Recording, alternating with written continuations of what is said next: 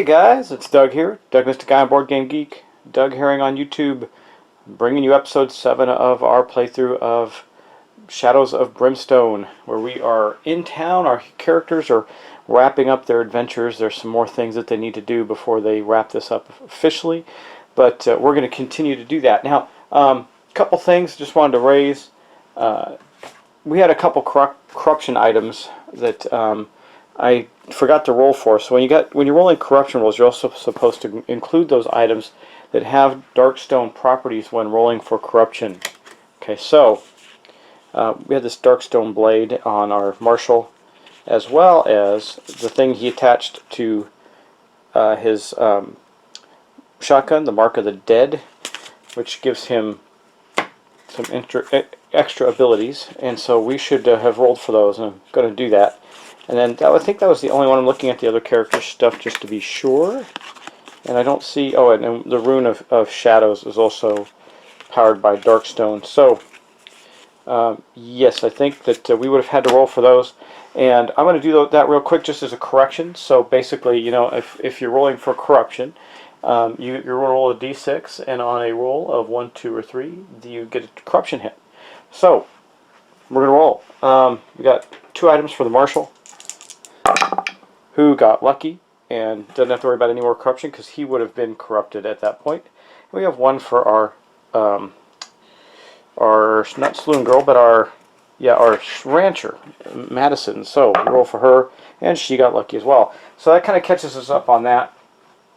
And there may be a couple of the small things, but that was the thing that actually could have been game impacting. So if you recall, we are on day 2 of our time in town, and we're going to first move our folks, then we're going to make a bunch of rolls for the locations that they've gone to. We did roll for our town event, and we did not have one before we advanced to day 2, so nothing happened in the town overall, but we'll have things happen as we go to visit the other locations. So I already took the $10 off for them staying another night in the hotel. You know, if they don't want to spend the money, they can go to the campsite and stay there. But they didn't. Now, so what's going to happen?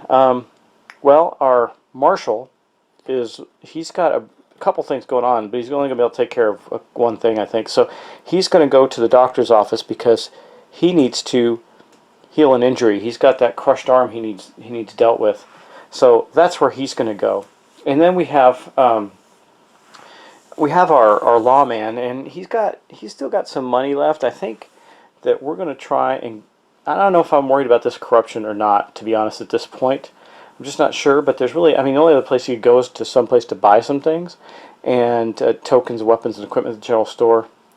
I don't know, I might go to the general store with him and just see what he can do. He doesn't really have anything that's hurting him, and he's got a decent amount of money yet. Or do we go cure the corruption? You know, let's go get rid of the corruption. He doesn't want to have corruption on him. The Marshal should have done that too, but he has to get that arm taken care of. And our Marshal does not have that much money left, so this may be the only thing he gets to do. I hope it doesn't cost him too much, because he might not be able to afford to fix the crushed arm. Our rancher, I'm looking at her stuff. She's still got a decent amount of money. I think maybe she'll run off to the general store and see what she can get a hold of. She's still got her Darkstone as well. And then our Saloon girl, I believe, she says, well, I don't have anything I need. I'm going to go back to the Saloon and maybe make some money, do some other stuff. So that's our actions for there. So now our Saloon girl typically is the fastest, so let's go to her first. I'm going to get the Saloon out again, and I'll be right back. The first thing we have to do as she visits the Saloon is roll 2 dice on the location event chart as she goes to the Saloon for that day. We'll see what happens. She rolled a 6, so on a 6, dark tidings. Ooh, there is a sullen mood in the bar. A gloomy patron tells you of the stagecoach torn to pieces by a swarm of hellbats on the road to town. Start the next adventure with 1 less grit. Well, that bites. I need to make a note of that. 1 less grit. Next adventure. And then we're going to do some things in the Saloon. So we're going to flip this over now, and we're going to take a look at what she's going to do. So first off, I think she's going to go spend $50, which I will mark, and she's going to go play some cards. Now, she has a cunning of 3, but she also has an item that I believe can help her, if I'm not mistaken. it's nope, no, I thought she did, but oh, I think that was because she did a roll of some kind that helped her out. But anyway, she's going to get to make a cunning roll. She's got a cunning of 3. She needs a 5 or better, and for every 5 or better she gets, she's going to get $50. So she spent $50, could make $150. Let's see what she gets. Well, she did make exactly as she did last time. She got her money back. So that ended up 0 gain for her. And then she's going to go to the craps table too and do the same thing. She likes to gamble. So she's spending $100 there. What does that put her at? I got to look at her. Okay, she's fine. And then she's going to roll, and boom, she got 100 back. So that gives her another 200. That happened to her last time, I believe. So she's still got plenty of money left. Okay. Then we're going to go down. We can do these things. Now she already bought a couple of whiskeys. She bought a Darkstone Shiv and a whiskey last time she was here. I don't think she's going to buy any of that stuff. I do think she's going to entertain. You may entertain to earn money. Roll a number of dice equal to her storytelling or agility skills. It's going to be her agility. On a 4 or 5, she gains 25. On a 1, 2, 3, she earns nothing. And on a 6, she gains $100. So that's going to give her 4 dice. So we got our 4 dice here, and she's going to roll. What she got? Well, she got 100. And it looks like $125 for that. Yep, she did. So Cassie's just a money-making machine. Okay. And then what else is she going to do? She already has Darkstone Shiv, and that's pretty good. She doesn't want to pickpocket. She already bought perfume, and she doesn't have the money for the rest of this other stuff.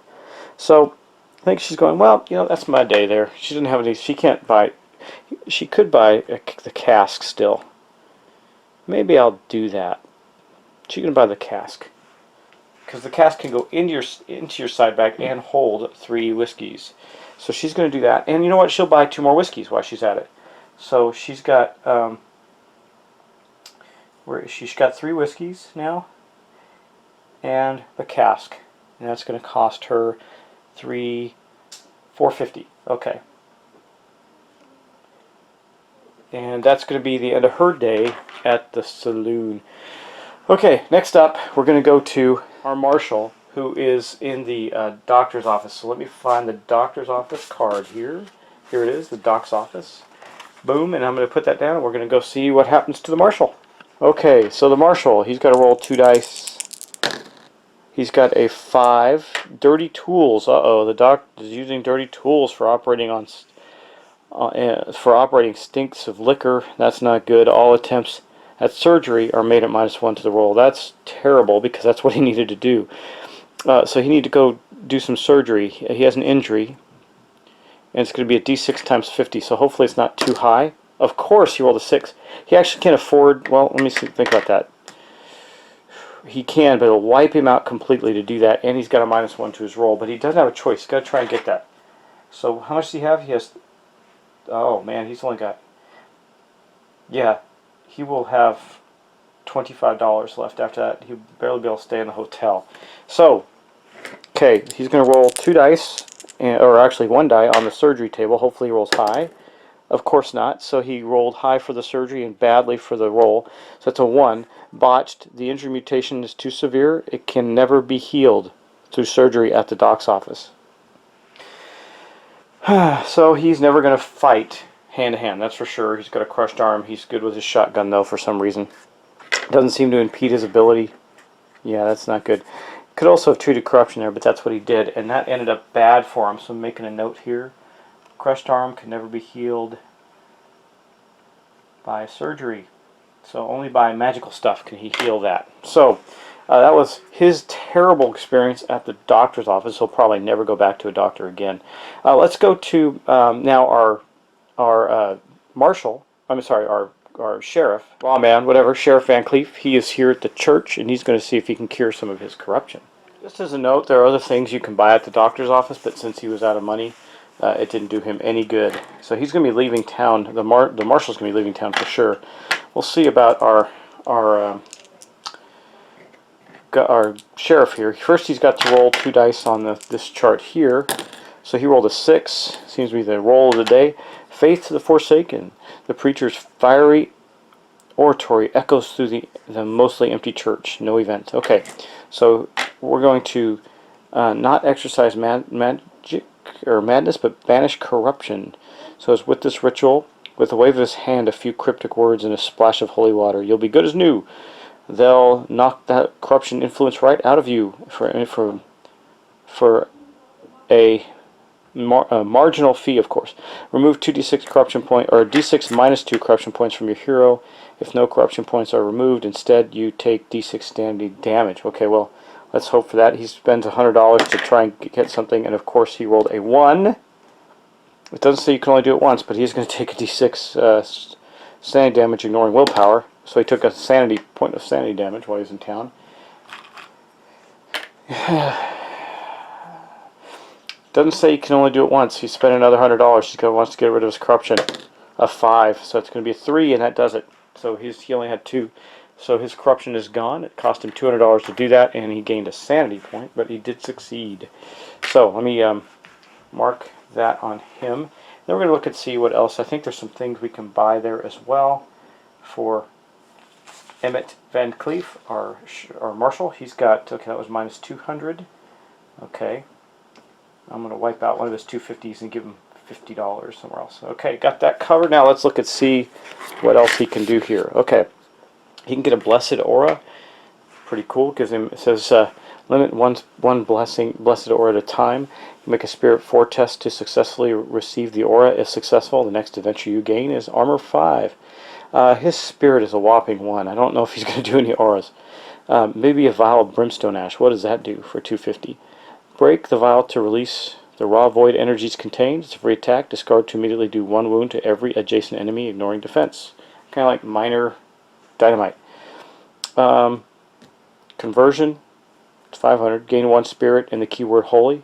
Anytime you visit the saloon, however, you must roll a d6. On a 1 or 2, you have fallen back to your old ways. Might be worth it. His spirit is low after all. Cost him $500. He's got, what's he got left? 475 plus 250. Okay, no, that's 50. So he's got about, he could barely do that. He could do it though, and then when I'm looking at these things, he can't do any of those. They're too expensive, except for the scroll protection. Discard to cancel a darkness roll on a d6 of 3+. He's already got an ability that does that. Hey, let's say that our sheriff has found God. He's going to convert. So he gains +1 spirit and the keyword holy. That's pretty good. And I'm going to mark that down. Okay, that's going to mark the end of his time at the church. So we're going to go to the general store with Madison now. She is hanging out there waiting to buy something, and we're going to first, of course, roll on the event chart for that, and then we're going to buy some stuff. Okay, here's the general store. We're going to roll 2 dice for events. So we get a 9. Fire sale. Awesome. Things are going to be cheaper. The shelves are fully stocked, but it's practically a ghost town out there. All purchase prices are reduced by $50 to a minimum of $25. Cancels out cost increase. So we can purchase some side bag items.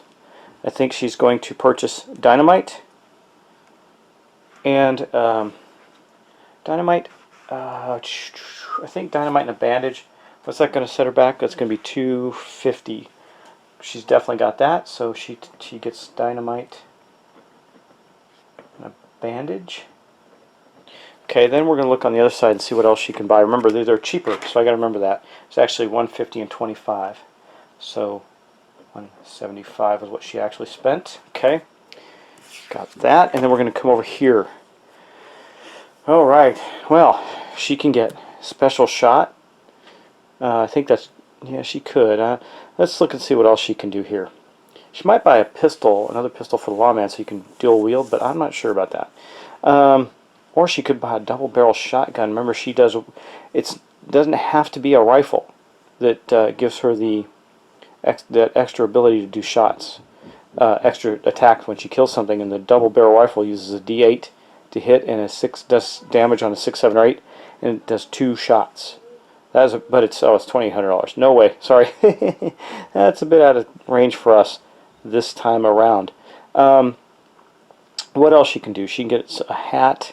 Gives her +1 health and a keyword, for instance.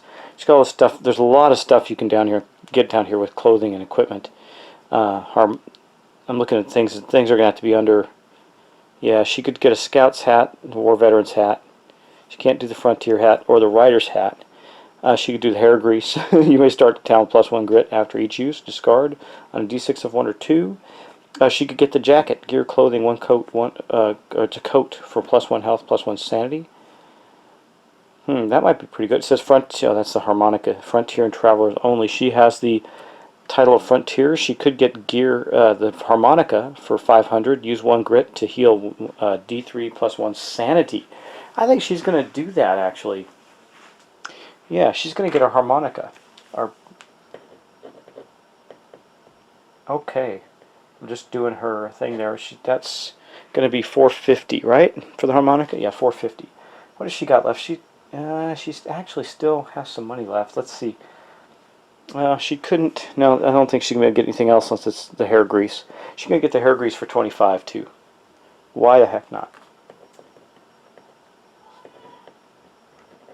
Okay. Okay, she's done too. So that ends our day. Now, all of our characters are going to be returning somewhere. Let me check on something, and then I'm going to determine what we want to do. Well, I think we're going to make this one more event roll to see if there's a town event, and then we're going to be done, because I think they've all, except for the Saloon girl who still has money, I think they've all kind of bought out what they want to do and get done what they want to get done. So let's roll on the town event for the second night. Remember, if we roll a 2, it's higher than, so if we roll less than or equal to. So if I roll a 1 or a 2, we're going to have an encounter. If not, then we're not. So let's roll and see if we have an encounter. We do not. So everybody departs town peacefully. That's going to end our adventures in town, and it's going to end our series. So we did quite a bit in town.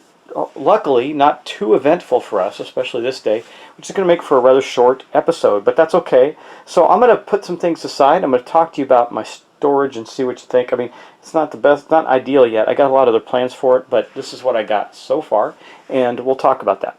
So I did keep both boxes in this, and in the first box I keep all the paper stuff, all the rule books, all the decks of cards. I have decks and they're all labeled with what they are, and I keep them, all of those things, so all the character sheets, all the cards for the town, and all the decks of cards, are all the monster cards are all in one box. And basically that includes the rules, everything else. So this box gets pretty packed. I did also leave both the CDs, which oddly enough never opened. And you know, some of the tracks and things like that, like the depth track and that, are all in there. So that's where I keep that stuff. And then also in that same box I keep the tokens, all the token bits, all the bits. So I got 2 good sized Plano boxes that have all of the stuff. So you can see I got it divided out by what's in there. Sanity, 2 big trays for sanity and health, and then I got all the saddlebag items up here, and extra items from the one set, which the City of the Ancients, and then I have this one, which has the rest of the stuff, all the bullets for the gunslinger, the tokens for the different characters. 2 sets. This is the second set of exploration cards. I kept them in 2 different containers so I didn't mix them up. Poison markers. Here's the other. Oh, there's the other set of exploration tokens. They're in 2 different spots. I got all the spots for dice here, and then I got all the end caps for the different locations, so they're easy to get to when we're looking for tiles. So that's all that goes in this box. So all the cards, everything. The deck holders, I don't know if I can get in here yet. I haven't tried yet. I'm going to see if I can do that this time around. But that's, so all paper stuff goes in one box.